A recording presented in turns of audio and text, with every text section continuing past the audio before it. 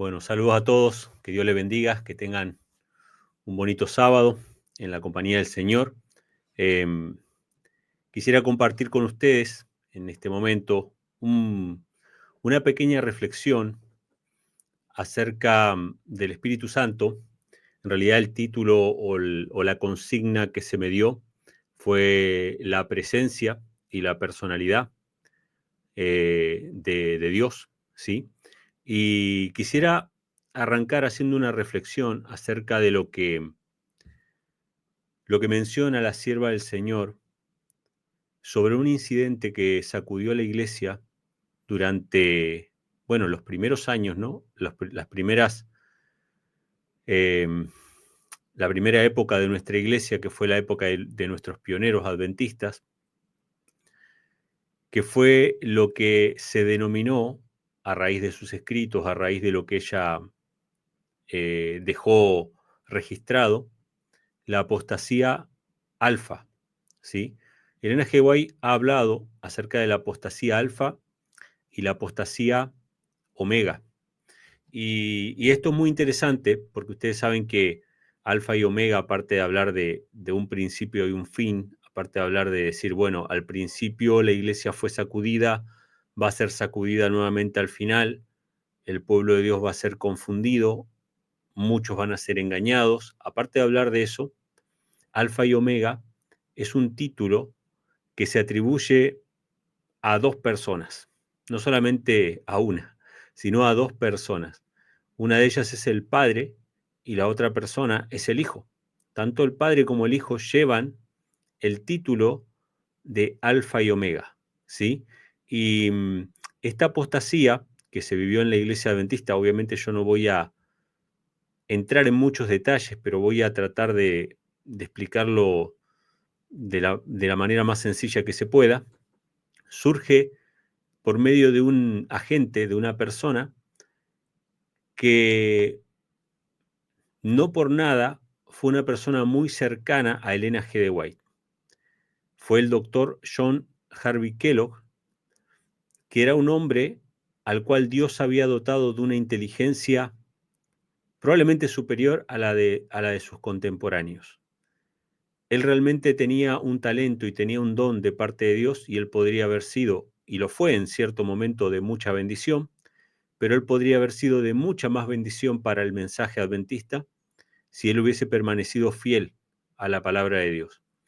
Pero este doctor, este médico que se hizo famoso en los Estados Unidos, era tan famoso que iban a hacerse atender por él personas importantes de esa época, hasta incluso hace un tiempo atrás, aparte de que es el hermano, digamos, de quien fundó la compañía de Kellogg, de los cereales de Kellogg, que es mundialmente conocido, hace poco se hizo una película, hace un tiempo atrás se hizo una película protagonizada por Anthony Hopkins, que, lo, que él hace del doctor Kellogg, pero es una película donde se burlan de los conocimientos de medicina natural que practicaba el doctor Kellogg en aquella época.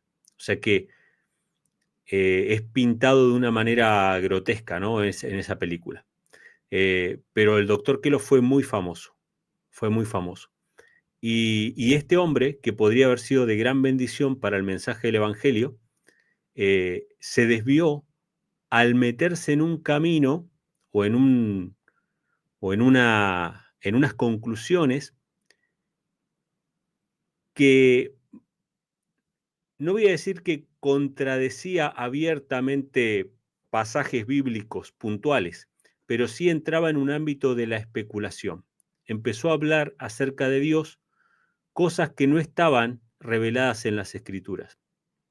Y esto es un llamado de atención muy importante para nosotros, porque hoy en día se está abandonando la creencia que tenemos como pioneros adventistas o como adventistas, reformadores, protestantes, la creencia fundamental número 3, que es que la Biblia es la única regla de fe. Esto es muy importante. El diablo es tan astuto que él nos puede hacer dejar ese principio fundamental hasta con buenos motivos o con supuestas buenas intenciones, ¿sí?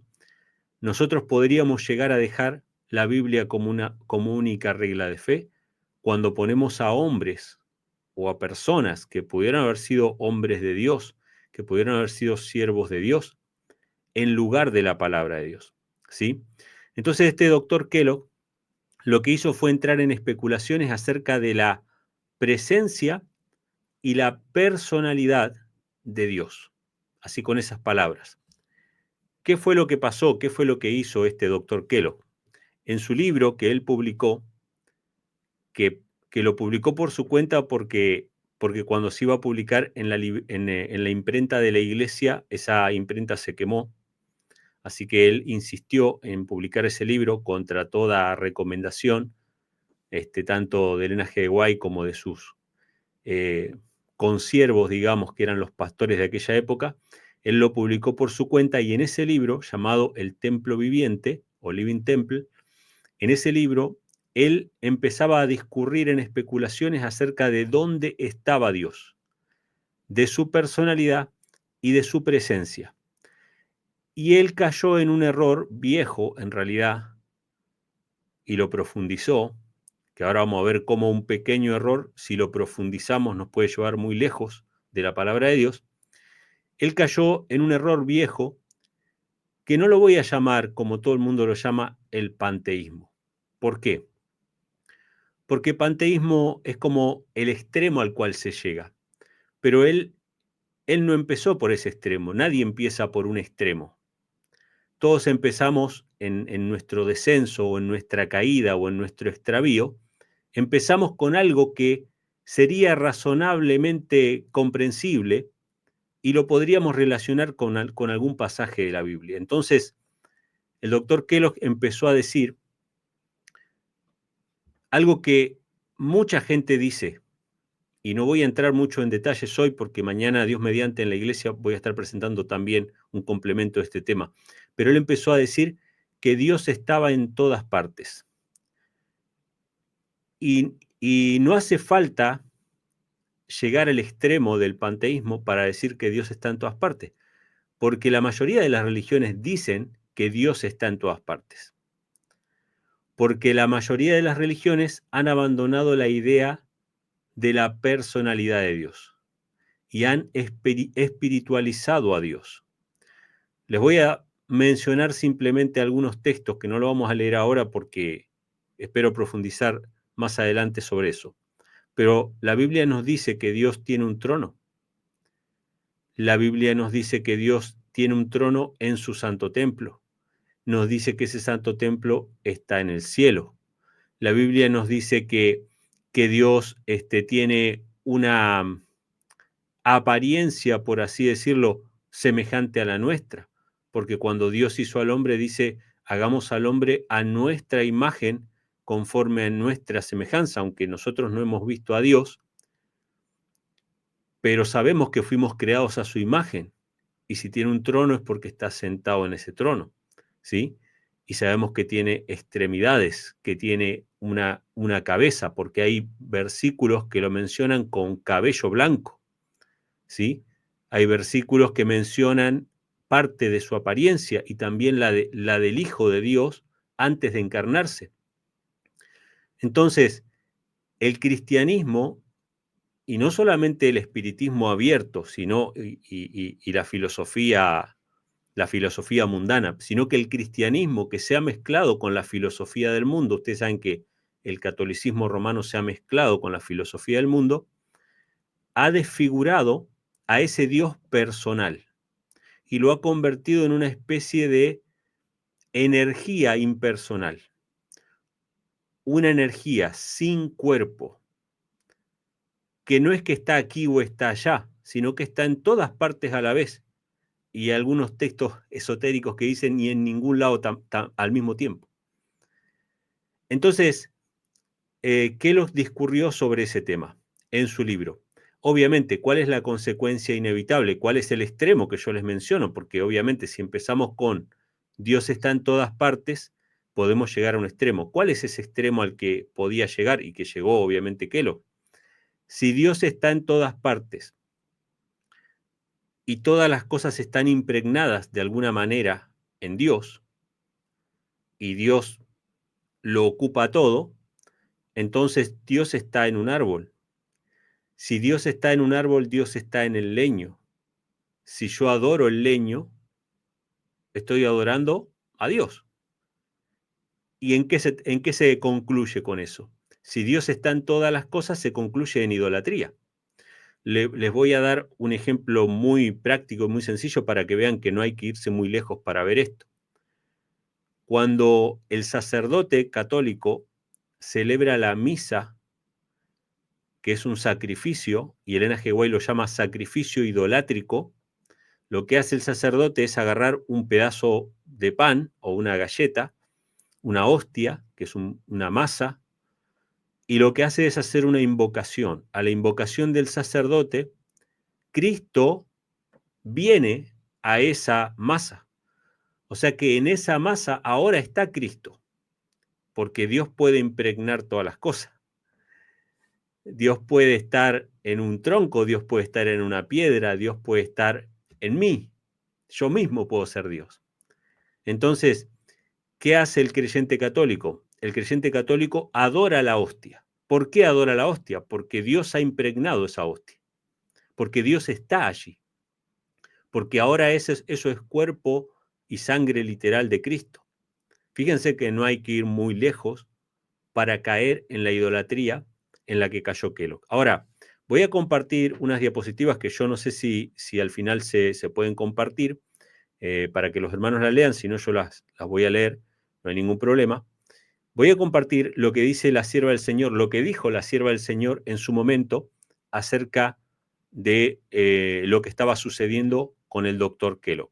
La primera cita, que está en Mensajes Selectos tomo 1, dice así. Ahí la están poniendo, gracias. Dice, el templo viviente o Living Temple contiene el alfa de esas teorías. Sabía que la omega seguiría poco después y temblé por nuestro pueblo. Sabía que debía advertir a nuestros hermanos y hermanas que no debían entrar en controversia, y escuchen esto, hermanos, porque también es una advertencia para nosotros. No debían entrar en controversia en cuanto a la presencia y personalidad de Dios. Fíjense, Elena G. White no usa acá la expresión panteísmo, y no digo que no sea la consecuencia, ¿no? Y no digo que no sea lo que habló Kellogg. Pero Elena G. White menciona puntos muy específicos. Hablando del libro de Kellogg, dice, no debían entrar en controversia en cuanto a la presencia y personalidad de Dios. Acuérdense, presencia y personalidad. Si es una persona o no, y dónde está, dónde habita. Las declaraciones presentadas en Living Temple acerca de este punto son incorrectas. Los textos empleados para apoyar la doctrina presentada son pasajes mal aplicados. ¿Sí? Esto lo dice Elena G. White directamente hablando acerca del libro de Kellogg. La siguiente diapositiva, hablando exactamente de lo mismo, dice la sierva del Señor. He sido instruida por el mensajero celestial de que parte del razonamiento del libro Living Temple o el templo viviente es malsano y que ese razonamiento descarriaría, y presten atención ahora a lo que va a decir, descarriaría la mente de aquellos que no están plenamente establecidos sobre los principios fundamentales de la verdad presente. Introduce aquello que no es nada sino especulación en cuanto a la personalidad de Dios y dónde está su presencia. Nadie en esta tierra tiene derecho a especular sobre estas cuestiones. Mientras más se discutan las teorías fantásticas, los hombres sabrán menos de Dios y de la verdad que santifica el alma. Fíjense qué interesante, ¿no? Nuevamente menciona de que el libro El Templo Viviente ataca la personalidad de Dios y dónde está su presencia. Advierte al pueblo que no entren en discusiones sobre este punto y que esto descarriaría a aquellos que no estuvieran firmemente establecidos sobre y acá se introduce el otro elemento, sobre los principios fundamentales de la verdad presente. Para todos aquellos que por ahí escuchan, entiendo que la mayoría de ustedes saben de qué hablo, pero por las dudas voy a explicar que los principios fundamentales eran una serie de creencias, una serie de doctrinas que los adventistas pioneros habían establecido como fundamento de la fe. No era un credo, pero sí eran las doctrinas bíblicas que ya estaban aceptadas y estaban en unanimidad. Todos los hermanos estaban en unanimidad sobre esas creencias, sobre esos fundamentos. Y Elena G. White, en muchas de sus citas, habla de que esos fundamentos no debían ser cambiados. Y uno de los primeros intentos abiertos de cambiar esos fundamentos era el libro El Templo Viviente de John Kellogg. Entonces dice que la presencia y la personalidad de Dios son parte de esos fundamentos a los cuales está atacando este libro, ¿sí? Y para corroborar esto, en la siguiente diapositiva, yo puse el fundamento número 1 de las 28 creencias fundamentales que fueron publicadas en el año 1914. Yo sé que hay ediciones anteriores donde hay menos creencias, pero por lo menos sabemos que hasta el año 1914 eran las creencias fundamentales que Elena G. White sabía y conocía que existían y estaban, digamos, sancionadas estas creencias por los pioneros en unanimidad. Pero el fundamento número 1 era igual en todas las ediciones anteriores. El 2 y el 3, la mayoría eran iguales, solamente que el pastor Urias Smith agregó algunas creencias más posteriormente, ¿sí? Pero fíjense lo que dice el fundamento número 1 de las creencias de los adventistas, a las cuales estaba atacando Kellogg, que hay un Dios personal. Esta es la primera creencia, ¿no?, de los adventistas, que hay un Dios personal, espiritual, creador de todas las cosas, omnipotente, omnisciente y eterno, infinito en sabiduría, santidad, justicia, bondad, verdad y misericordia, inmutable y presente en todas partes por su representante, el Espíritu Santo. Fíjense qué interesante, ¿no? Que dice, hay un Dios personal, espiritual, creador de todas las cosas, y empieza con las palabras que lo definen. Omnipotente, omnisciente, y no dice omnipresente, ¿sí? No porque no lo sea, no porque no tenga la capacidad de serlo, sino que eso lo va a explicar más adelante. Dice, presente en todas partes por su representante, el Espíritu Santo. O sea que los pioneros adventistas no creían, como la mayoría de los cristianos dicen, tanto católicos como protestantes, de que Dios simplemente está en todas partes. Ellos creían que Dios tenía un lugar de su habitación, que Dios estaba en el cielo y que se hacía presente, en todo caso, a través de su Espíritu, a través de su representante en todas partes, por medio de su Espíritu Santo. Así que estas son las creencias fundamentales, estas son las citas, y fíjense, hermanos, que dice, la primera creencia dice que hay un Dios personal. Después ustedes pueden ver en la segunda creencia, por ejemplo, ya ahí menciona de que también hay un Hijo, un Señor Jesucristo. Esa es la creencia número 2. Pero la creencia número 1 era de que había un Dios personal. Dios era una persona. Dios es un ser. Voy a agregar palabras que por ahí, para que se entienda la cuestión. Dios tiene un cuerpo. Dios está en un lugar específico y se hace presente a través de su espíritu, a través de su extensión, por así decirlo. Y ahora vamos a indagar un poquito, no mucho, pero vamos a indagar un poquito acerca de qué es ese representante, el Espíritu Santo, qué es su espíritu y cómo es que Él está presente en todas partes a través de su espíritu. Obviamente voy a dar explicaciones limitadas porque hay una gran advertencia de parte de la sierva del Señor con respecto a la naturaleza del Espíritu Santo que nadie, ninguno de nosotros puede comprender porque es un misterio que no ha sido revelado. Y tampoco vamos a entrar en especulaciones, solamente vamos a decir lo que la Biblia dice. Y esto es importante. ¿Qué son especulaciones? Especulaciones son conclusiones que podemos llegar a sacar a través de ciertas pistas que nosotros entendemos que hay en la Biblia. Este es un camino muy peligroso. Yo recibo constantemente este tipo de mensajes. Hermano, fíjese que acá dice tal cosa y en este otro dice tal otra, y si sumamos esto más esto, da a entender que pasaría tal o cual cosa. Entonces yo le pregunto, ¿pero dice en alguna parte que pasaría tal o cual cosa? No, pero si esto es así y esto es asá, puede ser que esté pasando tal cosa. Entonces yo le digo, bueno, digamos solamente lo que la Biblia dice que está pasando. Digamos solamente lo que está escrito, porque lo demás sería especulación. La Trinidad se basa en especulaciones.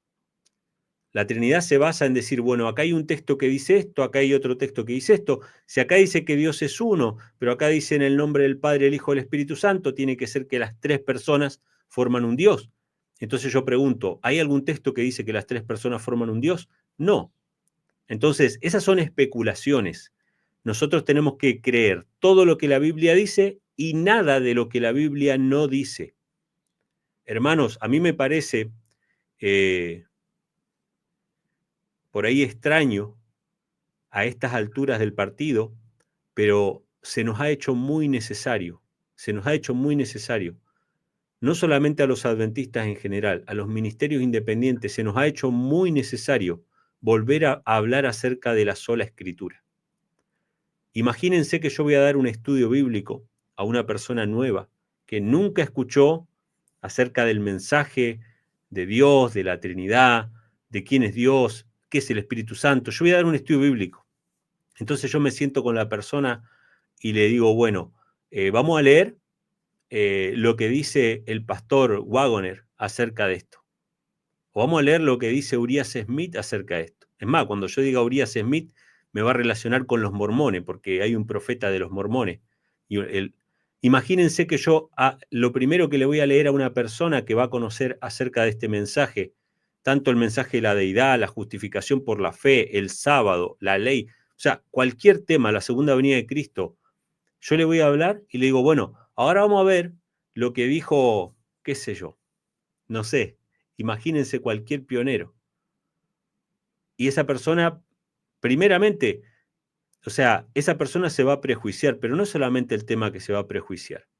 Va a pensar que nosotros realmente nuestro fundamento de nuestra fe son un montón de personas, un montón de escritores, un montón de libros. Si un pionero, vamos a suponer Urias Smith, presenta un mensaje sobre cualquier tema y nosotros decimos, es verdad, es un siervo de Dios, presentó este tema, usted agarra los versículos, los hace propios, los hace suyos, y cuando va a presentar el tema presenta los versículos, porque se supone que esos versículos tienen la suficiente fuerza para cortar por sí mismos. Se supone. Ahora, si yo necesito decir, no, pero esto lo dijo fulano, entonces ya la fuerza no la tienen los versículos. Ahora la fuerza la tiene el nombre de quien lo dijo. Entonces yo ya no estoy confiando en la fuerza de los versículos, estoy confiando en el nombre de quien lo dijo. ¿Sí? Es como si yo agarrara y les traigo versículos sobre el sábado, pero en una cita de Elena G. White, de Patriarcas y Profetas. Miren, acá Elena G. White dice que el sábado nunca fue abolido por esto, y pongo los versículos, pero porque Elena lo dijo. ¿Cuál es mi fundamento? ¿Porque lo dijo Elena G. White o porque está escrito en la santa palabra de Dios? ¿Sí? Entonces, parece extraño, pero hoy vamos a tratar de fundamentar qué es la apostasía omega con la Biblia. ¿Qué es lo que nos dice la Biblia acerca del Espíritu Santo? Y antes de leer los pasajes, que vayan buscando si quieren en Romanos capítulo 8, el primer texto que vamos a leer, antes de leer los pasajes le voy a comentar qué fue lo que pasó con Kelos. Kelos primeramente presentó que Dios el Padre, o Dios, así sin especificar, pero se da por sentado que era el Padre por lo que él declara posteriormente, que Dios el Padre estaba en todas partes, estaba en todas las cosas, impregnaba todo, ¿sí? Cuando él es reprendido por Elena G. White, él primeramente dice que va a retirar el libro. Y todos se ponen contentos porque dicen, bueno, recapacitó, él va a retirar el libro.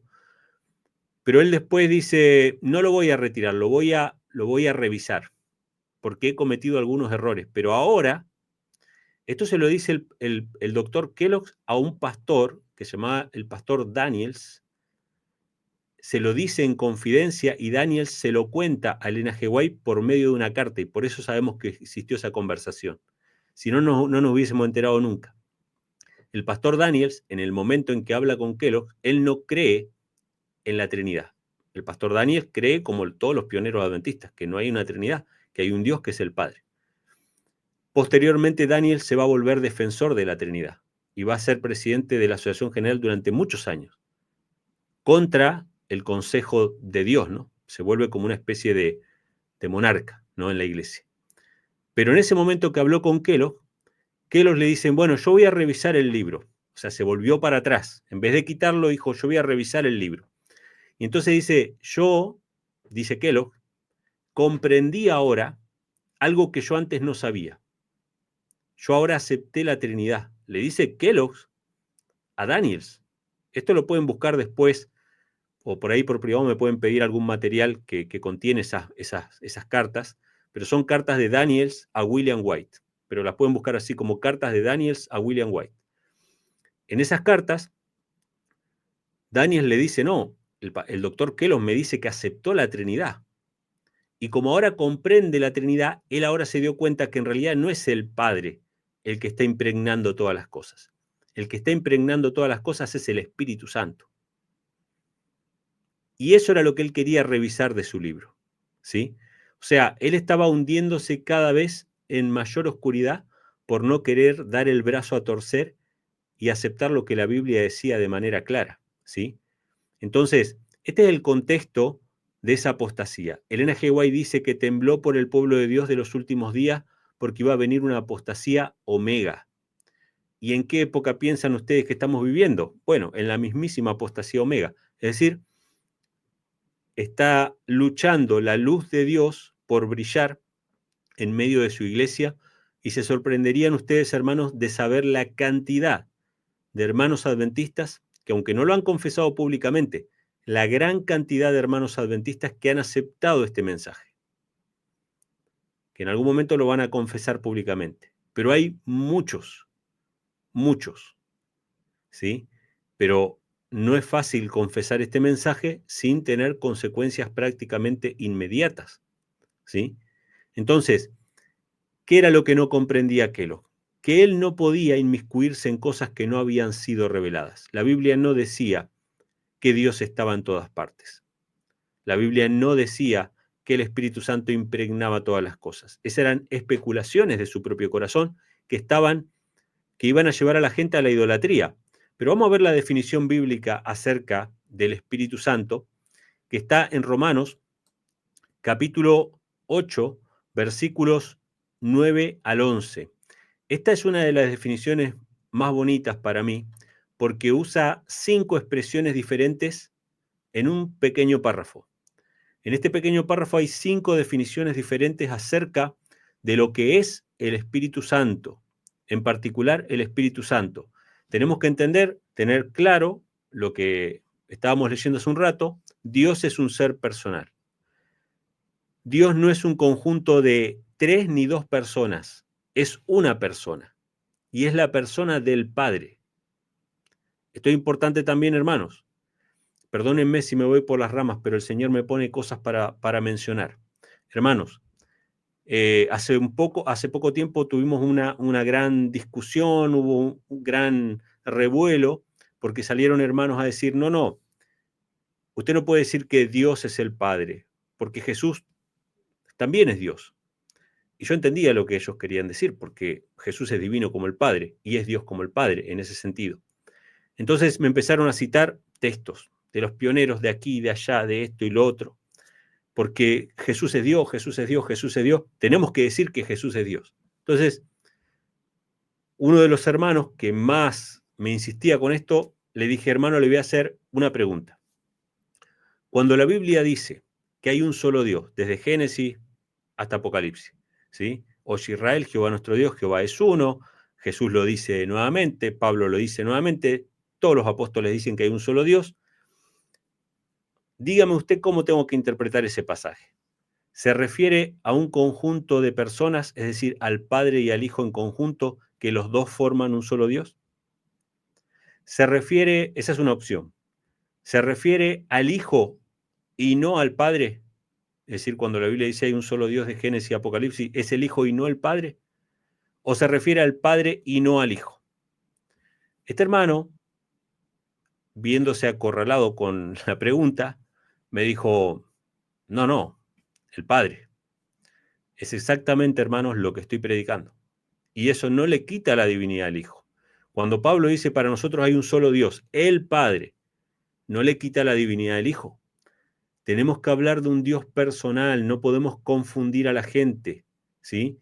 Porque yo he conocido hermanos que no son trinitarios y piensan que a Dios lo conforman dos personas. A Dios no lo conforman dos personas.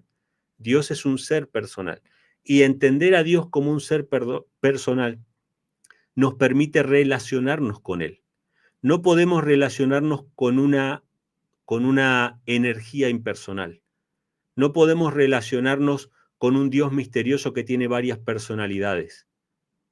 Podemos relacionarnos con un Dios personal, que al mismo tiempo se llama Padre. ¿Qué es lo que necesita el pecador que está lejos de Dios? Saber que su Padre le ama. Pero si desfiguramos la imagen de un Dios personal, de un Padre amoroso, ¿cómo lo pintó Jesús en la parábola del Hijo Pródigo? Como un padre que está esperando a su hijo, y Satanás lo que quiere es borrar la imagen del Padre. Por eso ataca a la familia, por eso destruye los matrimonios, pero aparte por eso mete las doctrinas acerca de Dios que desfiguran su persona y su carácter amoroso y su papel paternal. Jesús dice, voy a mi Padre y a vuestro Padre, a mi Dios y a vuestro Dios. Jesús quiere que nosotros aprendamos a confiar en Dios el Padre, así como Él confiaba en Dios su Padre. Pero si se desfigura esa imagen de Dios, no podemos tener relación con una energía, no podemos tener relación con un Dios multipersonal, pero sí podemos tener relación con un Padre que nos ama. Definición bíblica, la más importante, Romanos 8, del 9 al 11, dice, mas vosotros no estáis en la carne, sino en el Espíritu, si es que el Espíritu de Dios mora en vosotros. Primera definición, Espíritu de Dios. Si alguno no tiene el Espíritu de Cristo, el tal no es de él. Segunda, Espíritu de Cristo. Y si Cristo está en vosotros, el cuerpo, la verdad, está muerto a causa del pecado, pero el Espíritu vive a causa de la justicia. Tercera, Cristo en vosotros. Y si el Espíritu de aquel que levantó de los muertos a Jesús mora en vosotros. Cuarta, el Espíritu de aquel que levantó de los muertos a Jesús. El que levantó a Cristo de entre los muertos vivificará también vuestros cuerpos mortales por su Espíritu. Quinta, su Espíritu, que mora en vosotros. ¿Cómo llama Romanos 8, del 9 al 11, al Espíritu Santo? Espíritu de Dios, Espíritu de Cristo, Cristo en vosotros, el Espíritu de aquel que levantó de los muertos a Jesús y su Espíritu. Todas esas expresiones son correctas, están en armonía, son, podríamos decir, sinónimos, ¿sí? El Espíritu Santo es tanto de Dios, el Padre, como de Cristo. Es su presencia, ¿sí? Fíjense que había una expresión que usaba Elena G. White que decía, no debemos entrar en especulación sobre la personalidad de Dios y sobre su presencia. Y en el fundamento, en la creencia fundamental número 1, se citaba el Salmo 139, versículo 7. ¿A dónde huiré de tu espíritu? ¿A dónde me esconderé de tu presencia? Fíjense que el Espíritu Santo es llamado la presencia de Dios. La presencia de Dios. ¿Qué es el Espíritu Santo? Según estos versículos que están acá, es algo que le pertenece al Padre, que le pertenece al Hijo y que obra en nosotros. Es la presencia personal tanto del Padre como del Hijo en nosotros, ¿sí? No es algo que impregne todas las cosas, ¿sí? Evidentemente Dios sostiene los mundos, evidentemente Dios interviene en toda su creación y controla todo y no permite que ni un pajarito caiga a tierra si él no lo autoriza. Pero no hay tal cosa como un espíritu impregnando todas las cosas. Vamos a ver unos versículos, para mí los más claros, 1 Corintios, capítulo 2, versículos 11 Vamos a leer el 11, el 12 y el 16. Primera de Corintios capítulo 2, para mí es la mejor ilustración acerca de lo que es el Espíritu de Dios. Esto se aplica tanto a Cristo como al Hijo como al Padre. Cuando hablamos del Espíritu Santo, estamos refiriéndonos al Espíritu del Padre y del Hijo. No se preocupen por esta, por así decirlo, por estas cuestiones inexplicables.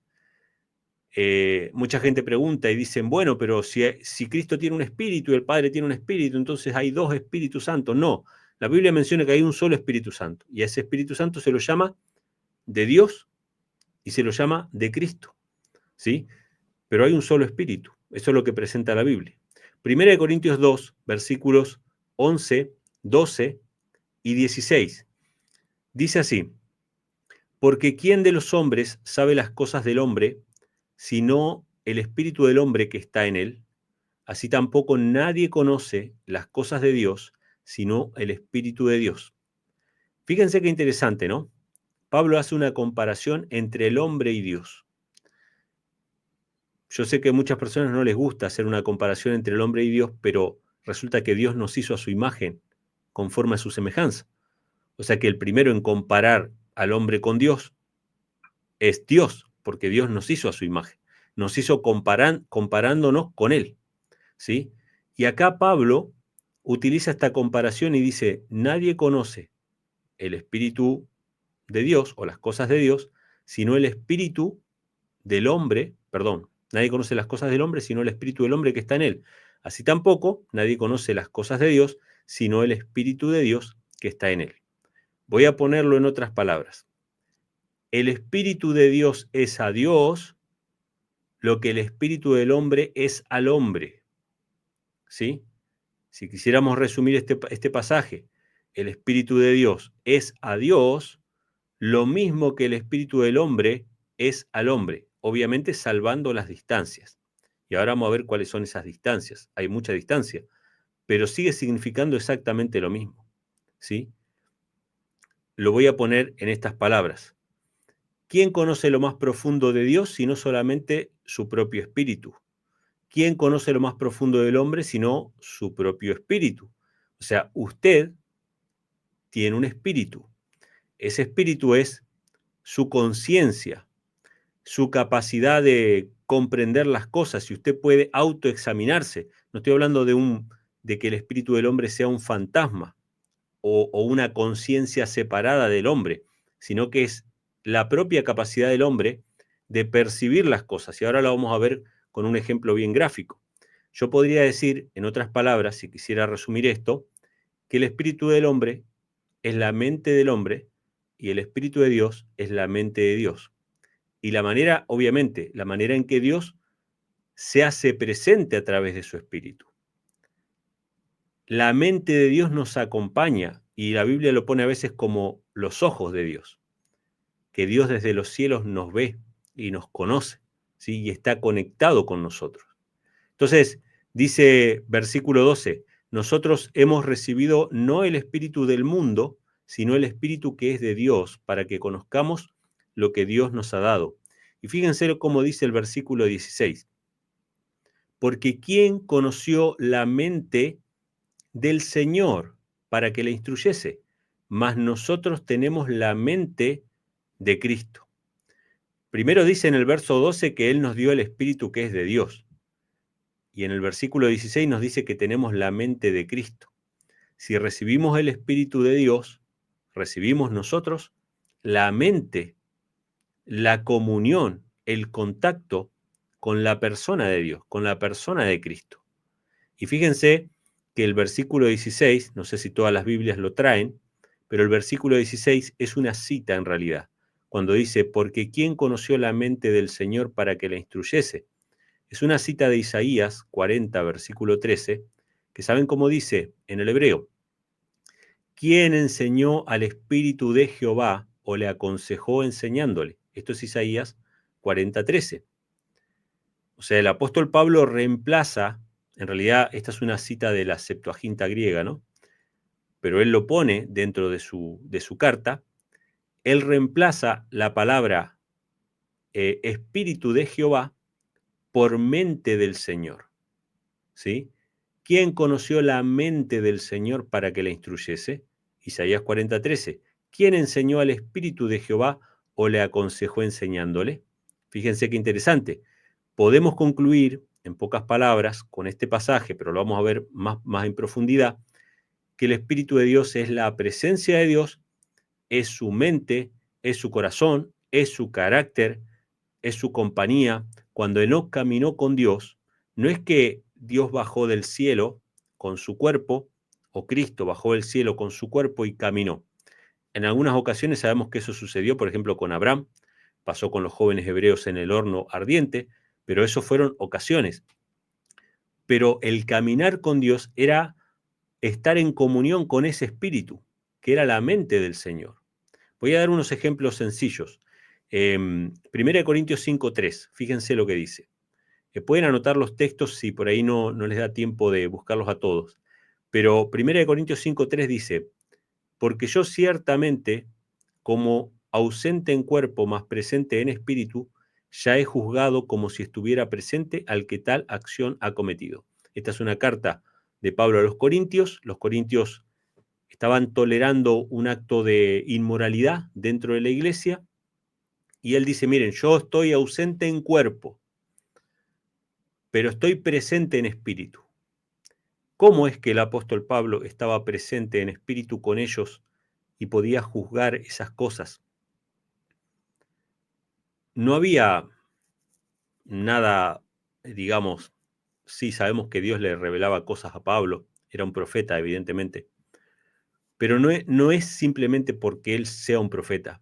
A él le fueron informadas estas cosas, y ahora a través de una carta, por medio del cual él plasma sus pensamientos en una carta, y esa carta es llevada hasta los corintios, y ahora él no está en cuerpo con ellos, pero a través de un medio tecnológico rudimentario como es la escritura, el papel, él está en espíritu con ellos.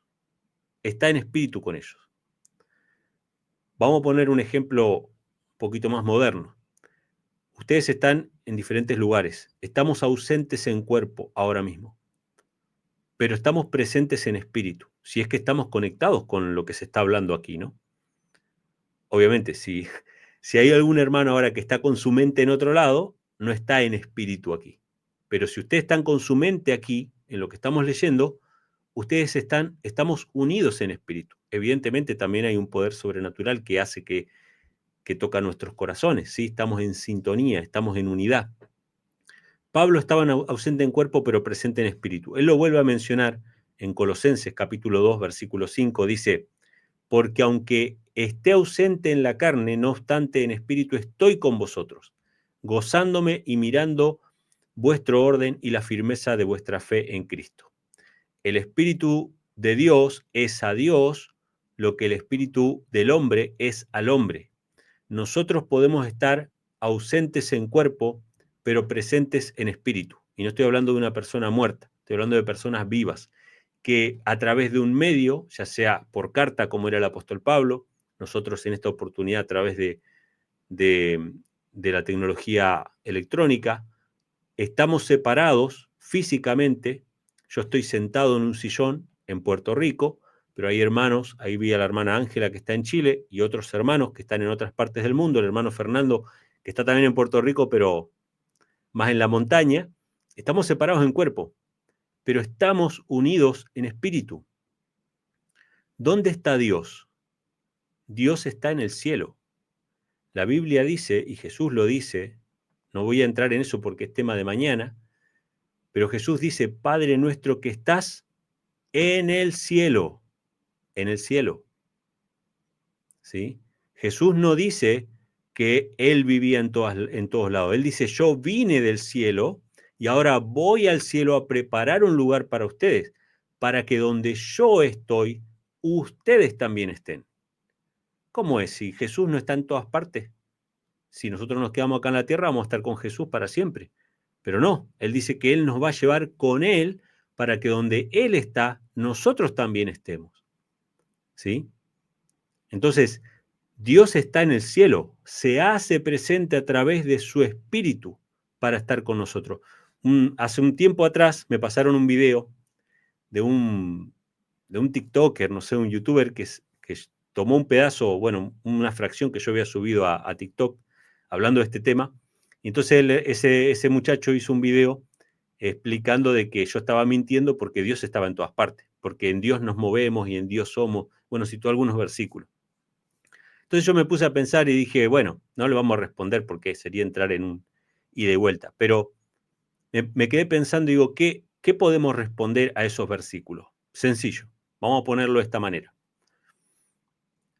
¿Qué pasaba si el sumo sacerdote no confesaba los pecados suyos o del pueblo y entraba al lugar santísimo donde estaba la gloria sobre el propiciatorio, ¿sí? Que era la presencia más directa de Dios? ¿Qué pasaba si entraba en esa presencia sin haber confesado sus pecados? Moría. Cuenta la tradición que incluso iban a veces atados con una soga, entraban al lugar santísimo porque si moría nadie iba a entrar a buscarlo, había que estirarlo con una soga. ¿Qué pasó con Nadab y Abiú cuando se presentaron en pecado a la presencia directa de Dios? Morían.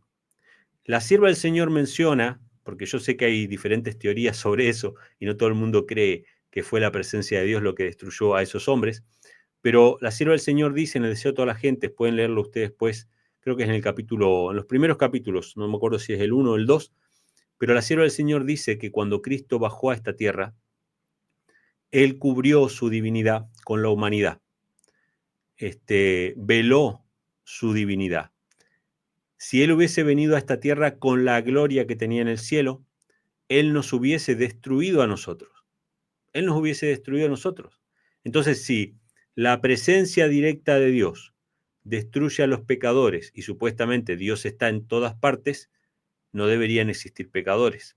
Esto es algo muy sencillo que ustedes pueden responder con respecto a esto, ¿sí? Evidentemente, la Biblia lo menciona así. Dios tiene en el cielo su trono y está en su santo templo, y desde allí mira y observa todas las acciones de los hombres.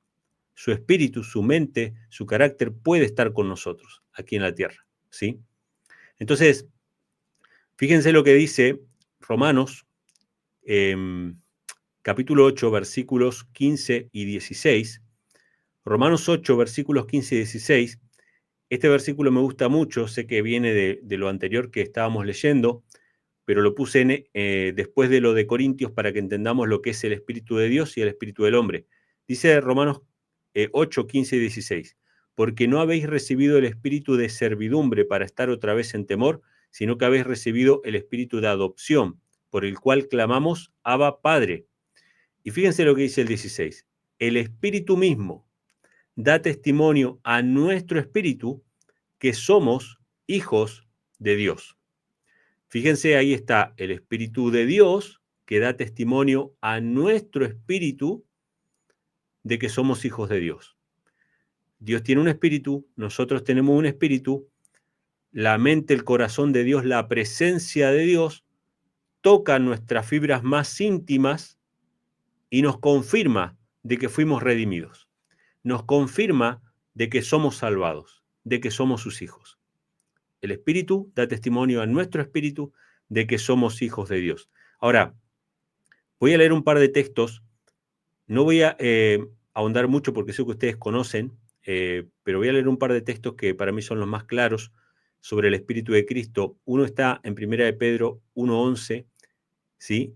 1 de Pedro 1.11. Este texto y el siguiente que vamos a leer son dos textos que me gustan mucho porque separan a Cristo de su Espíritu y los mencionan a los dos por separado, ¿sí? Por eso es que muchas veces nosotros vamos a ver en los escritos de Elena G. White que ella menciona la tercera persona de la divinidad, porque menciona al Hijo, a Jesús, y a su Espíritu como dos agencias distintas. De hecho, hay citas que mencionan que el Espíritu de Cristo tiene su propia individualidad, mientras Cristo humano intercede en el cielo por nosotros presentando sus heridas, ¿sí?, en el santuario, su espíritu, su presencia divina, es la que está con nosotros todos los días hasta el fin del mundo. Dice 1 de Pedro 1:11, hablando acerca de los profetas del Antiguo Testamento, dice que ellos escudriñaban qué persona y qué tiempo indicaba el Espíritu de Cristo que estaba en ellos, el cual anunciaba de antemano los sufrimientos de Cristo y las glorias que vendrían tras ellos. Fíjense cómo lo menciona al Espíritu de Cristo. Los profetas de la antigüedad profetizaron por el Espíritu de Cristo que estaba en ellos, y ese Espíritu de Cristo les hablaba de Cristo. Fíjense, Cristo mencionado 2 veces. El Espíritu de Cristo les hablaba a los profetas para que ellos supieran de antemano cuándo iba a venir Cristo, o por lo menos las señales que estaban predichas para la venida de Cristo y su sufrimiento y las glorias que vendrían después de ello. Ahí está Cristo y el Espíritu de Cristo. Otro texto, Gálatas 4, del 4 al 6. Gálatas capítulo 4, versículos del 4 al 6, dice así, también menciona a Cristo y al Espíritu de Cristo. Pero cuando vino el cumplimiento del tiempo, Dios envió a su Hijo, nacido de mujer y nacido bajo la ley, para que redimiese a los que estaban bajo la ley, a fin de que recibiésemos la adopción de hijos, y por cuanto sois hijos, Dios envió a vuestros corazones el Espíritu de su Hijo, el cual clama, Abba, Padre. Varias cosas que me gustan de este pasaje. Cuando llegó el cumplimiento del tiempo, sabemos que había un tiempo para que viniera el Mesías. Los profetas del Antiguo Testamento anunciaron ese tiempo, Daniel en particular, dice, Dios envió a su Hijo. No dice bajó Dios, ¿verdad que no? Y Jesús mismo, cuando habla acerca de cuando Él vino, también lo dice de esa manera. Dios envió a su Hijo. De tal manera amó Dios al mundo que envió a su unigénito.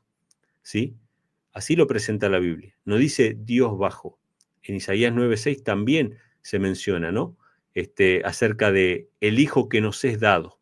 Un niño nos es nacido, hijo nos es dado. O sea, Dios entregó a su Hijo. Nacido de mujer y nacido bajo la ley, para que redimiese a los que estaban bajo la ley, a fin de que recibiésemos la adopción de hijos.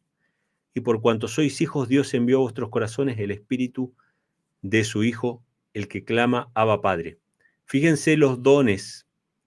Primero envía a su Hijo y después nos envía nuevamente el Espíritu de su Hijo.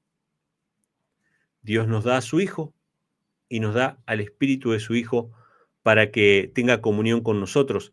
El texto más claro de todos está en Juan, capítulo 20, versículo 21, que dice que Jesús les dijo a los discípulos, paz a vosotros, como me envió el Padre, así también yo os envío. Y habiendo dicho esto, sopló en ellos y les dijo, recibid el Espíritu Santo. ¿Qué es el Espíritu Santo? Si tuviéramos que dar una definición no acabada, no completa, no absoluta, no con detalles para satisfacer la curiosidad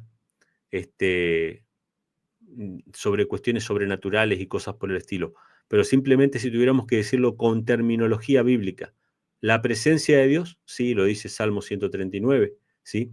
Cristo en ustedes, o sea, lo dice también la Biblia, la mente de Dios, claro que lo dice también. Todas estas expresiones son correctas y las deberíamos usar. ¿Qué significa tener el Espíritu Santo? Tener el Espíritu Santo significa tener una relación con un ser personal que nos ama, que es el Padre, ¿sí? A través de su Hijo. Quisiera terminar con un pasaje. Bueno, en realidad tengo varios para compartir, pero no quisiera extenderme demasiado. Pero vamos a leer uno que está en Juan 17. Sabemos Juan 17:3 es uno de los más conocidos, ¿no? Que habla acerca del Padre y el Hijo, pero una definición o una explicación del Espíritu Santo está en el versículo 21 para mí. Si yo tuviera que explicar el Espíritu Santo de manera sencilla que cualquiera lo entienda, Juan 17, versículo 21, si ustedes entran en especulaciones cuando hablan acerca de la deidad y dicen, Por ejemplo, ¿no? Hay hermanos no trinitarios que han dicho, bueno, el Espíritu Santo es el Espíritu de Cristo y nada más. Bueno, pero la Biblia dice también Espíritu del Padre o Espíritu de Dios. No deberíamos limitarlo solamente a Cristo. Y hay otros que dicen que el Espíritu Santo es el Espíritu del Padre y nada más, ¿sí? Y hay otros que pueden llegar a decir, también una extravagancia, que sería el Espíritu Santo, hay dos Espíritus Santos, Espíritu del Padre y Espíritu del Hijo. Pero si nos sujetamos a la definición bíblica de que el Espíritu Santo es tanto del Padre como del Hijo, que es lo que la Biblia dice, no vamos a tener problema en la explicación. Pero ¿saben lo que han dicho algunos trinitarios para tratar de refutar lo que presentamos? Ellos dicen, bueno, si el Espíritu Santo es el Espíritu de Cristo, entonces, ¿qué Espíritu Santo descendió sobre María? ¿No? Dicen, preguntan.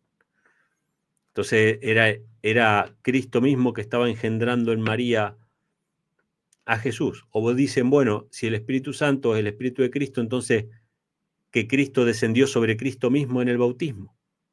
Pero si nosotros tomamos la definición bíblica, que el Espíritu Santo es tanto del Padre como del Hijo, no vamos a tener problema en explicar esto. Porque acá Jesús lo explica de manera tan sencilla.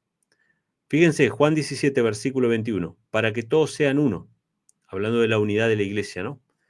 Como tú, oh Padre, en mí y yo en ti, que también ellos sean uno en nosotros, para que el mundo crea que tú me enviaste. Y la gloria que me diste yo les he dado, para que sean uno, como nosotros somos uno. Y escuchen esta expresión, esta es la definición más clara. Yo en ellos y tú en mí, para que sean perfeccionados en uno y para que el mundo conozca que tú me enviaste y que los has amado como también a mí me has amado. Esta expresión del versículo 23, yo en ellos y tú en mí, armoniza tanto con todos los pasajes. ¿Qué espíritu descendió sobre Cristo en el bautismo? El espíritu del Padre, el Padre en el Hijo en nosotros. ¿Qué espíritu descendió sobre María para engendrar a Cristo? El espíritu del Padre. Por eso Jesús es hijo de Dios en un nuevo sentido. Así lo dice la mensajera del Señor, ¿no? Cuando Cristo nació en esta tierra, en un nuevo sentido volvió a llamarse hijo de Dios, ¿sí? Entonces, no hay ningún problema con eso. El Espíritu Santo es tanto del Padre como del Hijo. El Padre estaba en el Hijo cuando Él fue bautizado, ¿no? Había una profecía en Isaías que lo prefiguraba, que decía, el Espíritu de Jehová está sobre mí, por cuanto me ha ungido y me ha enviado a predicar buenas nuevas a los pobres. ¿Cuándo fue ese ungimiento? Fue en su bautismo. Era el Espíritu del Padre que estaba sobre el Hijo. El Padre en el Hijo en nosotros. Textos que dejan clara esta cuestión. Ya lo hemos leído en Romanos, ¿no? Porque una de las expresiones, una de las 5 definiciones de Romanos era Cristo en ustedes, pero lo dice Pablo en Colosenses 1:27, pueden anotarlo si quieren, que dice, a quienes Dios quiso dar a conocer las riquezas de la gloria de este misterio entre los gentiles, que es Cristo en vosotros, la esperanza de gloria. ¿Qué es tener el Espíritu Santo? Cristo en vosotros. Gálatas 2:20, con Cristo estoy juntamente crucificado, mas ya no vivo yo, sino que Cristo vive en mí, y la vida que ahora vivo en la carne, la vivo en la fe del Hijo de Dios, el cual me amó y se entregó a sí mismo por mí. ¿Por qué Satanás quiere atacar la personalidad y la presencia de Dios? Básicamente porque nos quiere desconectar de Dios. No solamente la Trinidad como creencia, ¿no?, de que Dios es uno en tres, tres en uno, difícil de comprender, difícil de relacionarnos con ese Dios misterioso. También las creencias acerca de un Dios filosófico, el llamado Dios de Spinoza, que es una especie de personificación del bien, pero no una persona literalmente hablando, es una distracción. El Dios del panteísmo de Kellogg, que era una especie de energía impersonal. Todas esas representaciones quieren cortar nuestra relación, la relación que Dios quiere tener con nosotros. todas esas representaciones lo que hacen es quitarnos la imagen de un Padre que no solamente nos ama, se alegra cuando nosotros estamos alegres, se entristece cuando nosotros estamos tristes. Muchas veces yo escucho a los hermanos trinitarios, ¿no?, que dicen, no, pero mira, acá dice que el Espíritu Santo se entristece, el Espíritu Santo constriñe, el Espíritu, tiene que ser alguien diferente al Padre. Pero, oiga, el Espíritu del Padre, si se entristece es porque el Padre se entristece, ¿sí? El Padre se entristece cuando nosotros estamos tristes, cuando nos apartamos. El Padre es nuestro Padre. Jesús vino a revelar el amor del Padre, vino a revelar la persona del Padre. No podemos ver al Padre directamente. ¿Por qué no podemos verlo directamente? De hecho, hasta en visiones, Elena G. White fue llevada al trono de Dios y no podía ver al Padre directamente, porque el pecado ha hecho separación entre Dios y nosotros. Dios no está en todas partes, Dios está en su santo templo. Y solamente aquellos que sean humildes de corazón, aquellos que logren la santidad, podrán ver al Señor. Pero si no, seguiremos separados. La única comunicación que tenemos con el Padre es a través de su Hijo. Es el cable telefónico que Él mandó, es el puente, ¿sí? Es la comunicación que tiene con nosotros. Háganse la idea de esto que hablábamos, ¿no?, de la comunicación a distancia. Tener el Espíritu Santo es estar conectados, comunicados con Dios a través de Cristo, ¿sí?, que es la línea que nos conecta con el cielo. La sierva del Señor menciona que Cristo, en su divinidad y humanidad, con su mano divina toma la mano del Padre y con su mano humana toma nuestra mano. Por eso es tan importante este tema, hermanos, porque Dios quiere tener una relación con nosotros. Dios quiere ser nuestro Padre, quiere que le hablemos, quiere escucharnos, quiere hablarnos, ¿sí? Y necesitamos esa relación para que podamos llegar a amarle y reconocerle como nuestro Padre. Así que, hermanos, esto es el Espíritu Santo, es la manera que tenemos de estar en comunión con nuestro Padre, de caminar con Dios en definitiva. Espero que les sea de bendición y bueno, les deseo un feliz sábado a todos los hermanos y un saludo a todos a los que se han conectado y han estado compartiendo. De la hostia, y él decía que compararla de una forma es como una especie de idolatría con el cuerpo de Cristo, pero entonces me pregunté, entonces, ¿cuál sería la diferencia que podría haber de eso y la Santa Cena? Que es, en última, se traduce en un ritual también. Sí, sí, acá estamos. Sí, bueno, saludos, bendición a la hermana. Básicamente lo que se podría decir es que cuando la Iglesia Católica toma las palabras de Cristo, en algunas ocasiones las toma literalmente y en otras ocasiones la toma de manera simbólica. Pero lo voy a ejemplificar de esta manera. Jesús tomó el pan y tomó el vino y dijo, tomad, comed, este es mi cuerpo, ¿sí? Y tomad, esta es mi sangre que por vosotros es derramada. Este es mi cuerpo que es partido y mi sangre que es derramada.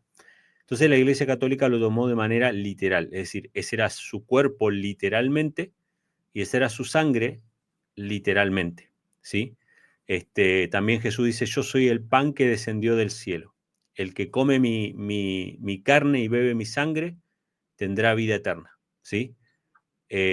Los pasajes después explican, eso está en, si no me equivoco, en Juan capítulo 6, pero los pasajes después explican de que eso se refería a las palabras que él les había hablado. O sea, comer la carne y la sangre del Hijo de Dios era recibirlo a él, era aceptar sus palabras. De hecho, por ejemplo, hay un profeta en el Antiguo Testamento y en el Nuevo Testamento también, que es el apóstol Juan en Apocalipsis, donde Dios le manda comer un libro. Y comer un libro es aceptarlo, recibirlo, ¿sí? No solamente escucharlo, sino masticarlo y recibirlo. Por ejemplo, cuando nosotros comemos, hoy en día está de moda, antes no era así, cuando yo era chico, pero Hoy en día está de moda que cuando vamos a comprar algo que vamos a consumir, leemos los ingredientes y vemos de qué está hecho. ¿Por qué? Porque somos conscientes de que lo que comamos va a formar parte de nosotros. Entonces, comer a Cristo, o comer su carne y comer su sangre, significa que Cristo viva en mí. Y hay muchas veces donde Jesús usó muchas otras ilustraciones. Por ejemplo, aparte de decir yo soy el pan que descendió del cielo, él dice yo soy la vid verdadera. Él dice yo soy la puerta, yo soy el buen pastor. Bueno, hay una serie de cosas que Jesús dice que Él es, pero evidentemente no es de manera literal, sino que está enseñando cosas espirituales. Los cristianos, en líneas generales, los protestantes, por así decirlo, consideramos que cuando Jesús dijo, este es mi cuerpo y esta es mi sangre, son símbolos de recibir a Cristo. Y él dijo, cada vez que coman el pan y el vino, van a estar anunciando mi muerte hasta que yo venga. Entonces es un anuncio de la muerte de Cristo. Entendemos que ese pan y ese vino, cuando lo comemos, simboliza, representa que recibimos a Cristo. Por ejemplo, cuando somos bautizados, también, que es otro rito, es un ritual también, el rito del bautismo es cuando nosotros somos sepultados en el agua. Representa que morimos a nuestra vieja vida y nacemos a una nueva vida. Ahora, la pregunta es la siguiente. ¿Toda persona que se somete al bautismo atraviesa realmente esa experiencia? No, lamentablemente no. Hay personas que se bautizan por diferentes cuestiones, pero eso es lo que representa el bautismo.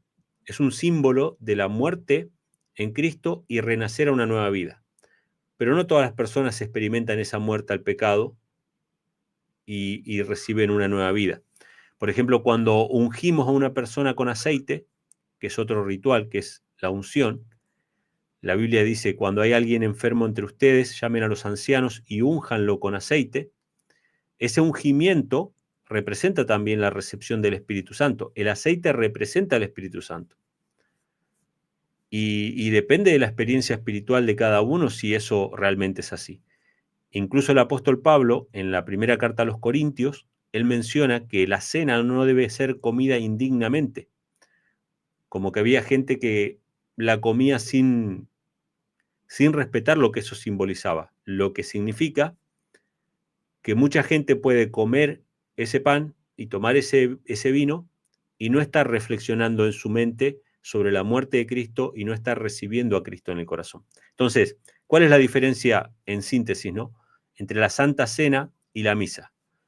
La Santa Cena es un rito, como todos los ritos que había en Israel. Por ejemplo, se mataba un cordero antes que representaba a Cristo, pero el cordero en sí mismo no era el que limpiaba los pecados, era un símbolo de quien iba a venir a limpiar los pecados, que era Cristo. Ese cordero no lo matamos más hoy día, pero sí comemos el pan y el vino, que es un símbolo exactamente de lo mismo. Entonces, así como ese cordero no era Cristo literalmente, el pan y el vino no es la carne y la sangre de Cristo literalmente, pero representa ese acto de morir en la cruz.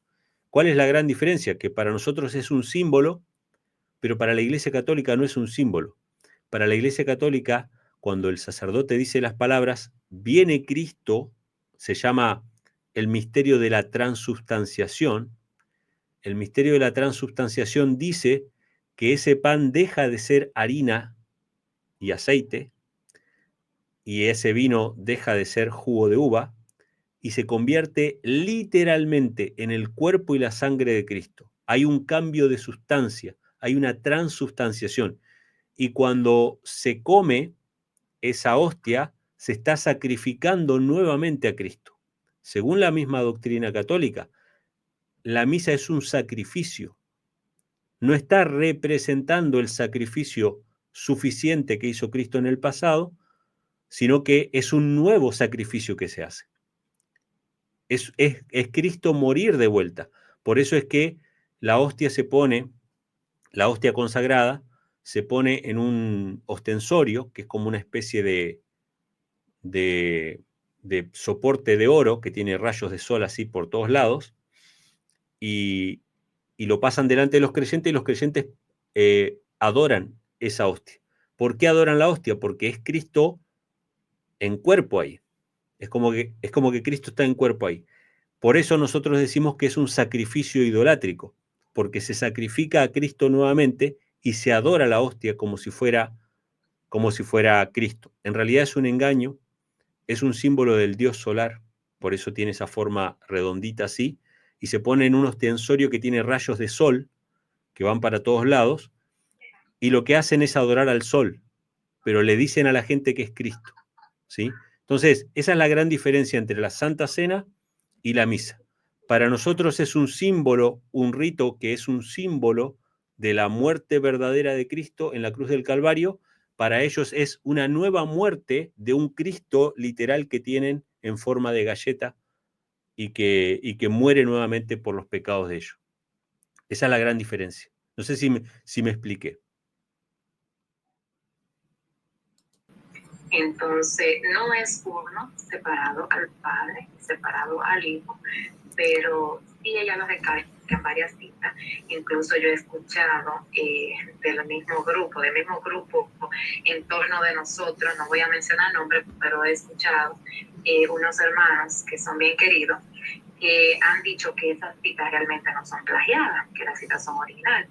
Entonces, que sí Leroy Brown, sé que hubieron citas que él agarró y él plagió, pero en unas cuantas citas que yo escuché un tema de un hermano de nosotros conocidos, dice él que esas citas, hay citas de esas que no son plagiadas, cuando dice el trío celestial y todo eso. Entonces tengo una duda en cuanto a esa parte de la personalidad, porque tengo una cita aquí que la voy a leer y quiero que el hermano me diga a ver qué él entiende sobre esa cita, porque es una cita que nos ha dejado a nosotros con varias dudas. Yo sé realmente que no son tres dioses, que solamente un solo Dios y un Señor Jesucristo, y que el Espíritu de Cristo, porque me dice segunda de Corintios, pero en cuanto a la persona es que estoy un poquito indecisa. ¿Por qué? Estoy un poquito confusa, porque dice, esta cita de The Sign of the Time, mayo 10 de 1899, y está en Cristo glorificado para Ponce, dice, pero aunque la gloria divina de Cristo estuvo por un tiempo velada y eclipsada, porque Él asumió la naturaleza humana, sin embargo no cesó de ser Dios cuando se hizo hombre. Pero dice esta parte, lo humano no tomó el lugar de lo divino, ni lo divino de lo humano. Este es el misterio de la piedad. Las dos expresiones, humano y divino, eran estrechas e inseparablemente una en Cristo.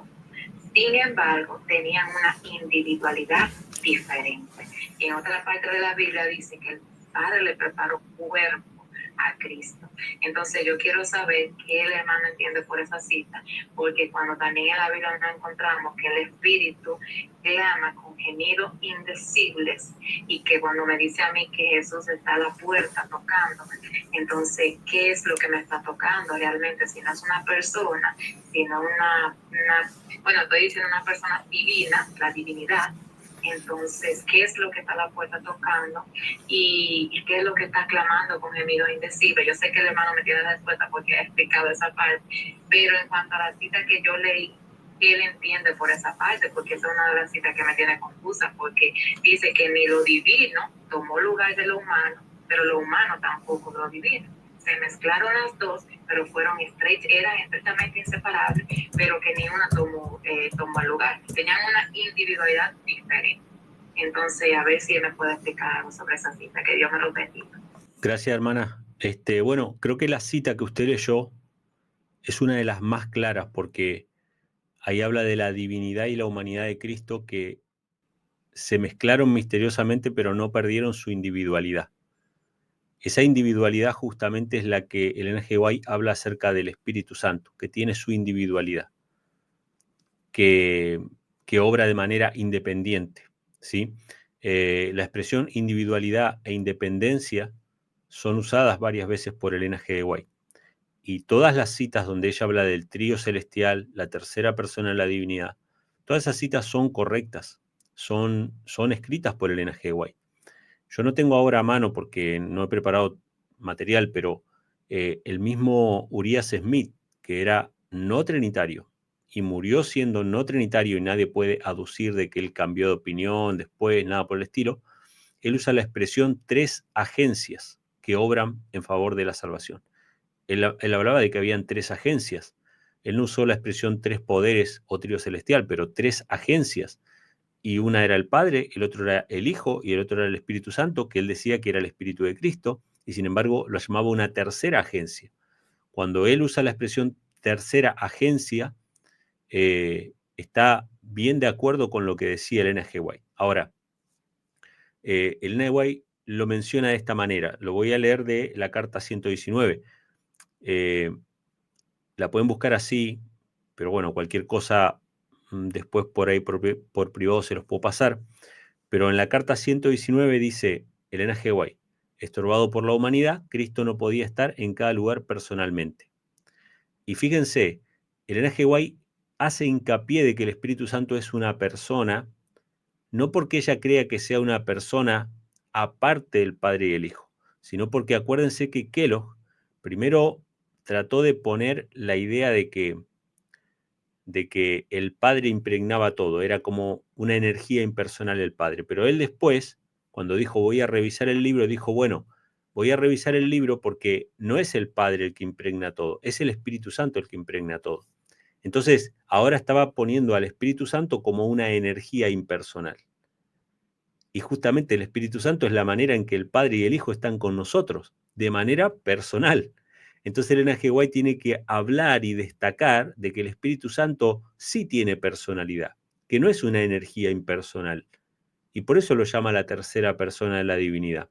Pero si leemos las citas, aparte, no solamente una, sino si le ponemos todo sobre la mesa, para Elena G. White la tercera persona de la divinidad, o para Urias Smith la tercera agencia que obraba en favor de la humanidad, era el Espíritu mismo de Cristo, porque ella también dice eso. Esta es otra regla de interpretación, hermanos. Cada vez que leemos una cita o un texto de la Biblia, siempre tenemos que poner todo sobre la mesa. No podemos afincarnos en un grupo de citas o en otro grupo de citas. Tenemos que ponerlas todas y todas tienen que armonizar, ¿sí? Entonces, sí, Elena G. White llamó tercera persona en la divinidad al Espíritu Santo y ella lo dice así: estorbado por la humanidad, Cristo no podría estar en cada lugar personalmente, por lo tanto era completamente para su beneficio que Él los dejara fuera a su Padre y enviara al Espíritu Santo para que fuese su sucesor en la tierra. Fíjense, Cristo iba a enviar al Espíritu Santo como su sucesor en la tierra. Y ahora ella va a explicar, dice, el Espíritu Santo es Él mismo. Así lo llama Elena G. White. El Espíritu Santo es Él mismo, despojado de la personalidad humana e independiente de ella. Fíjense, independiente. Tiene su individualidad. Él se representaría a sí mismo como presente en todos los lugares por su Espíritu Santo como el omnipresente. Fíjense, ¿cómo se representaría Cristo? Se representaría a sí mismo como presente en todas partes por su representante, el Espíritu Santo. ¿Qué es el Espíritu Santo? Es Él mismo despojado de la personalidad humana e independiente de ella. La cita que usted misma leyó hace un ratito decía que la divinidad y la humanidad de Cristo no suplantaron, una no suplantó la otra, sino que estaban mezcladas misteriosamente, pero que mantenían su individualidad. La humanidad y la divinidad mantenían su individualidad. De esa manera es que Cristo está en el cielo, porque Cristo no está en todas partes, la persona de Cristo con su cuerpo, porque él ahora tiene un cuerpo humano, antes tenía un cuerpo espiritual, ahora tiene un cuerpo humano. Ese cuerpo humano glorificado está en un lugar específico del universo, en el lugar santísimo del santuario celestial. Ahí es donde está Cristo, ¿sí? Cristo está ahora en el lugar santísimo, pero por su divinidad, por su Espíritu está con nosotros todos los días hasta el fin del mundo. Las dos cosas tienen que ser verdad, que Él está en el cielo, en un lugar específico, intercediendo ante el Padre por nosotros, y que está con nosotros todos los días hasta el fin del mundo, porque las dos cosas Él las prometió. Él dijo, yo les envío el Consolador, eso lo dice en Juan, pero en Mateo 28 dice, yo estoy con vosotros todos los días hasta el fin del mundo. Yo, ¿sí? Entonces, esta cita de la Carta 119, párrafo 18 de 1895, dice claramente que el Espíritu Santo es Cristo mismo, que es el mismo, pero despojado de la personalidad humana e independiente de ella, ¿sí? Incluso cuando Elena G. White, en El deseo de toda la gente, usa la expresión tercera persona de la divinidad, ¿sí? Que lo dice así, el poder del mal se había estado fortaleciendo durante siglos y la sumisión de los hombres a este cautiverio satánico era asombrosa.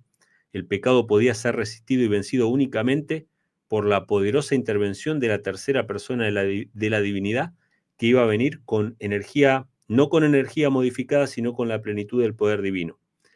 Y cuando Elena G. White define a esa tercera persona de la divinidad, dice, Cristo ha dado su espíritu como poder divino para vencer todas las tendencias hacia el mal, hereditarias, cultivadas, y para grabar su propio carácter en su iglesia. ¿Se acuerdan que cuando empezamos a leer decíamos, el Espíritu Santo es la mente de Cristo, el carácter de Cristo? Y acá lo dice Elena G. White, Cristo ha dado su espíritu como poder divino para vencer todas las tendencias hacia el mal y para grabar su propio carácter en su iglesia. Eso está en El deseo de todas las gentes 6:25. En la famosa cita de la tercera persona de la divinidad, 2 renglones más abajo dice, Cristo ha dado su espíritu para grabar su carácter en nosotros, ¿sí? Entonces está bien claro ahí. Gracias, hermana, por comentar. Una pregunta, ya que te mencionó eso. En cuanto al bautismo, una persona que se haya bautizado en el nombre del Padre, del Hijo y del Espíritu Santo, ¿debe de rebautizarse en el nombre de Jesús? Porque tengo entendido que hay personas que dicen que en el nombre del Padre, que Padre no es un nombre, que Hijo no es un nombre y que Espíritu Santo tampoco es un nombre. Entonces, que en el nombre de Jesús es que todos los apóstoles bautizaron. Y como usted tiene conocimiento sobre eso, ¿qué usted puede decirnos sobre eso? Y perdón, y discúlpeme que me fui de una pregunta en otra, pero fue porque usted mencionó esa parte. Y nos interesa porque nosotros realmente estamos bautizados en la comisión de Mateo 28, aunque yo sé que cuando nosotros nos bautizamos, ese Espíritu Santo que está ahí era el Espíritu de Cristo, pero me han dejado como esa duda y es muy importante, y discúlpenme las demás que me he ido en preguntas, perdón. Sí, hermana, no, es un tema que es de controversia, pero yo siempre le digo a la gente que tiene que tomar sus decisiones. A mí no me gusta decirle a la gente tienen que hacer esto o no tienen que hacerlo. Yo creo que cada versículo, cada texto, si tiene un impacto en las personas que conocen los textos, ¿no? Porque no estamos hablando de personas que no conocen los textos. Si hay una persona que nunca leyó los bautismos de Hechos, obviamente uno tiene el deber de decirle, mire, cómo fueron los bautismos en Hechos de los apóstoles. Pero las personas que conocen el bautismo de Hechos y por ahí no fueron movidos o no tienen la intención o consideran que su experiencia espiritual fue de tal o cual manera, yo no quiero decirle a la gente que haga tal cosa, tienen que hacerlo. Ahora, yo puedo contar mi experiencia. En mi experiencia personal, yo sentí la necesidad de volver a bautizarme, porque yo me bauticé creyendo en una Trinidad, creyendo en lo que la iglesia enseñaba. Y me pareció tan hermoso el tema de el Padre y el Hijo, y me pareció tan contundente de que todo tenía que ser en el nombre de Jesús, que hasta las oraciones las hacemos hoy en día, no en el nombre del Padre, el Hijo y el Espíritu Santo, las hacemos en el nombre de Jesús, y todo lo que hagamos tiene que ser hecho en el nombre de Jesús, que me pareció tan coherente y tan claro que sentí la necesidad de rebautizarme en el nombre de Jesús, ¿sí? Y lo hice. Ahora, no me gustaría decirle a la gente qué es lo que tiene que hacer o ponerlo como una condición. Yo creo en que estas cuestiones, cuando la gente ya conoce lo que está escrito, toma su decisión, saca su conclusión y decide hacerlo de manera espontánea, si es que es su deseo. Pero no me gusta decirle a la gente lo que debería hacer. O sea, yo estoy hablando con respecto a cómo fue formulada la pregunta, ¿no? Si deberían los que fueron bautizados de tal manera volver a bautizarse. Pero sí puedo contar, obviamente, mi experiencia. Entiendo que todos los bautismos bíblicos son en el nombre de Jesús. Eso es lo que yo entiendo. Si reformulara la pregunta, ¿cómo es el bautismo? ¿Cuál es la fórmula bautismal? Es en el nombre de Jesús. Bajo la comisión de Mateo 28, seguramente, con la mención de la gran comisión también durante el bautismo, pero como fórmula bautismal en el nombre de Jesús, porque Él es el que murió, resucitó y fue levantado, ¿no? No el Padre, no el Padre fue el que murió. Entonces es en el nombre de Jesús porque Él es el mediador. Entonces esa es la manera en que entiendo que es el bautismo bíblico, ¿no? Amén, amén. Eso fue lo en el cielo. El Padre, el Verbo y el Espíritu Santo. Y estos tres son una misma cosa. Sí, bueno, primera de Juan 5:7, podríamos decir que es el único texto en toda la Biblia que presenta la idea de tres en uno, o de que tres son uno. Porque hay otro texto, por ejemplo, en Juan 10:30, que Jesús dice, mi Padre y yo somos uno. Pero ahí está hablando de dos personas nada más. Mi Padre y yo somos uno. Que incluso si uno lee Juan 17, no está hablando de que los dos forman un Dios. Porque en Juan 17 le dice Jesús al Padre, Padre, que ellos sean uno como tú y yo somos uno. Evidentemente no está hablando de una unión hipostática, como dicen los trinitarios, o una unión como que tres personas forman un ser, porque los discípulos podían ser uno de la misma manera que el Padre y el Hijo eran uno en carácter, en propósito, ¿sí? Esa es la unidad que hay entre el Padre y el Hijo, en carácter, en propósito y en naturaleza. El Padre y el Hijo son uno de la misma manera que el esposo y la esposa son una sola carne, y deberían ser un solo espíritu también, ¿sí? Entonces, aparte de Juan 10:30, el único texto que habla de tres en uno en toda la Biblia es 1 Juan 5:7. ¿Cuál es el problema con 1 Juan 5:7? Que no aparece en las Biblias antiguas. O sea, es un texto que fue agregado. Los que quieran tener más información pueden ir al comentario bíblico adventista. Los que tengan el comentario bíblico adventista y vayan a 1 Juan 5:7 y lean lo que los mismos pastores adventistas trinitarios dicen ahí acerca de 1 Juan 5:7. Y la misma iglesia adventista y la misma iglesia católica lo dicen en el comentario bíblico de que ese texto era un comentario marginal que aparecía en algunas versiones de una Biblia llamada la Vulgata Latina.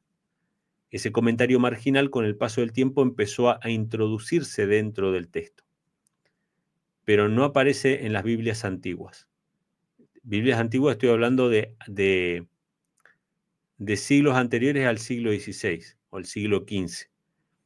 Entonces, Lutero, gran reformador, sabía que ese texto no era parte de la Biblia. Erasmo, que fue el que lo incluyó en su versión griega, sabía que ese texto no era parte de la Biblia, pero lo insertó por presión, ¿sí? Para defender la Trinidad. Pero en los manuscritos antiguos no aparece ese texto.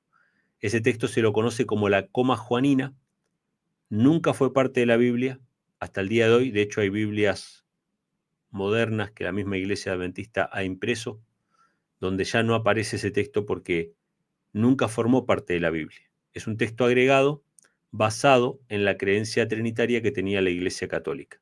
Era un pensamiento que se le añadía al versículo 1 de Juan 5, versículo 8, ¿sí? Que dice, tres son los que dan testimonio en la tierra, el espíritu, el agua y la sangre, y estos tres concuerdan. El pensamiento que se le agrega, que se le escribe, es tres son los que dan testimonio en el cielo, el Padre, el Verbo y el Espíritu Santo, y estos tres son uno, y no y no era parte de la Biblia, no estaba escrito eso, Juan no lo escribió. Otra cosa interesante es que Elena G. White jamás cita este texto. Los pioneros hablaron contra este texto también. El pastor Andrews también habló contra ese texto de que fue agregado. Bueno, Lutero, Elena G. White nunca cita ese texto. Diferente es con Mateo 28:19, porque Mateo 28:19 no está hablando de que tres forman uno ni nada por el estilo. Es la gran comisión. Y no solamente que está en los textos antiguos, Mateo 28:19, sino que Elena G. White lo cita extensamente. En Hechos de los Apóstoles hay todo un capítulo dedicado a la gran comisión. Mateo 28:19 no es un texto agregado, es un texto mal comprendido.